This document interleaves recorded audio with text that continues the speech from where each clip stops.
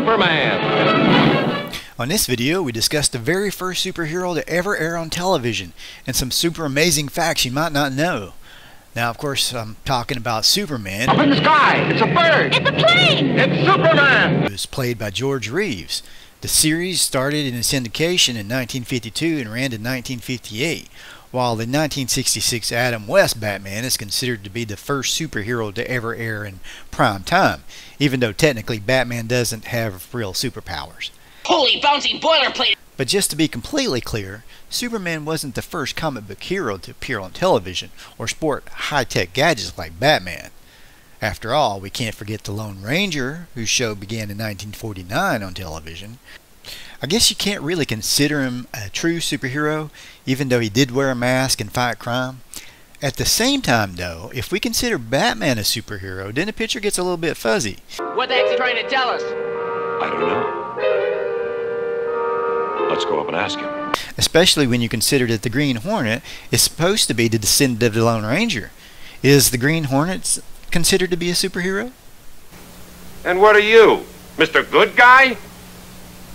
That remark will cost you an extra 10%. There's also heroes that were very comic book-esque, like Captain Video and his Video Rangers. It ran from 1949 to 1955.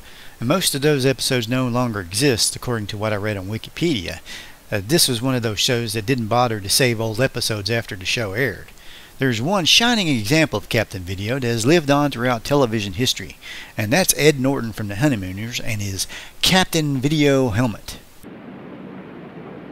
Calling all Space Rangers, it's time to blast off with Captain Video and his Video Rangers!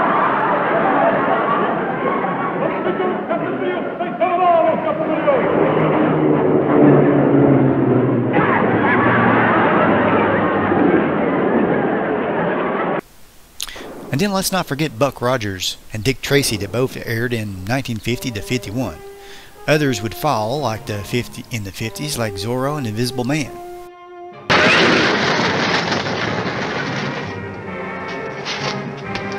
So, not counting those guys, Superman is considered the first comic book superhero to air on television. Definitely the first with superpowers.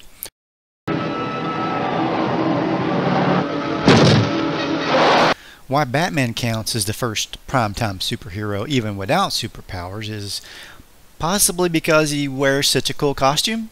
I don't know. Table, Batman? Just looking, thanks. I'll stand at the bar. I shouldn't wish to attract attention. So let's go over some interesting facts about the Adventures of Superman starring George Reeves, who was the first TV Superman, but not the first Superman. Now, Kirk Alyn was actually the first one to wear the cape on screen on the Superman movie serials of the 1940s. And then there was the Fletcher cartoons, of course, that came out in theaters in the 40s as well. But I digress. Let's just stick to the facts. Just the facts about the Adventures of Superman. Just the facts. The Adventures of Superman was sponsored by Kellogg's breakfast cereal. Tony, tell the folks how Frosted Flakes taste. Great! The slogan, Truth, Justice, and the American Way, used on the show's intro, was first heard on Superman radio programs before the comic books used it during World War II. Fights a never-ending battle for truth, justice, and the American way. The pilot for Superman was a movie entitled Superman and the Mole Men, released to theaters in 1951. It became a two-part episode for the series later on. Now, just a quick reminder, comic book heroes aren't as super as they once were. It's time they got back to basics. So if you love heroes that stand for truth, justice, and the American way, then you'll love my book Liberty Ace, who stands for all that, and a punch in the face to all bad guys that oppose freedom, rob banks, or try to take over the world. Cables and wires were used for Superman's takeoffs early in filming. During filming of the Superman and the Mole Men feature, the wire supporting Reeves snapped and he fell to the studio floor. Now, most of the flying scenes were taken by having Reeves lie flat with the film moving behind him. At the end of season 1, cables and wires were discarded for takeoffs and later dropped altogether by season 2's end. Later, a springboard was brought in for takeoff scenes where Reeves would run up, hit the board, and appear to be jetting off into the sky. Techniques for landing involve Reeves jumping off a ladder or holding an off-camera horizontal bar and swinging down in the frame. Jimmy Olsen actor Jack Larson, Lois Lane's Noel Neill and Phyllis Coates would appear in other Superman productions many times over the years, like the Superboy TV series of the 80s and Lois and Clark: The New Adventures of Superman in the 90s, and even the motion picture Superman Returns. The tone of the show went from dark and gritty to lighthearted and kid-friendly when color was introduced in 1954. When it was filmed in color, color TVs were pretty rare. Less than 1% of households had a color TV set by the end of 1954. George Reeves did appear in prime time in the Superman costume for a famous episode of I Love Lucy, where Lucy tells everyone that Superman will be at little Ricky's birthday party. And when she fails to get him, she dresses up like Superman and gets stuck outside on the ledge. But lucky for her, Superman, George Reeves, comes out to rescue her. How do you do? My name is Superman. Don't see what are you doing out there? Cargo, do you mean to say that you've been married to her for 15 years? Yeah, 15 years. And they call me Superman. And that's not the only connection between Superman and I Love Lucy. Dean Cain and Terry Hatcher did a special tribute to I Love Lucy on the Lois and Clark TV series with a dream sequence where Superman is Ricky Ricardo.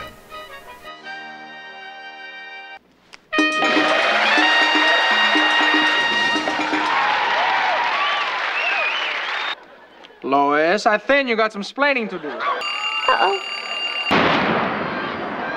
Wee. Ay, caramba! You spotted them! More seasons of Superman were planned when George Reeves was shot in June 1959. Reeves was only 45. His death is still controversial to this day, having been ruled a suicide even though many suspect it was murder. In 2006, future Batman star Ben Affleck would play in Hollywoodland, a movie that depicted the story of Reeves and a fictionalized account of the investigation into his death. To the 1950s generation and beyond, George Reeves will always be the definitive Superman. Please comment and share your memories of George Reeves or watching Superman on TV, movies, or reading the old comic books. Please subscribe, hit the bell for future notifications of videos. Please don't forget to check out my new book, Liberty Ace. And thanks, and have a great day. Don't miss the next thrill-packed episode in the amazing adventures of Superman.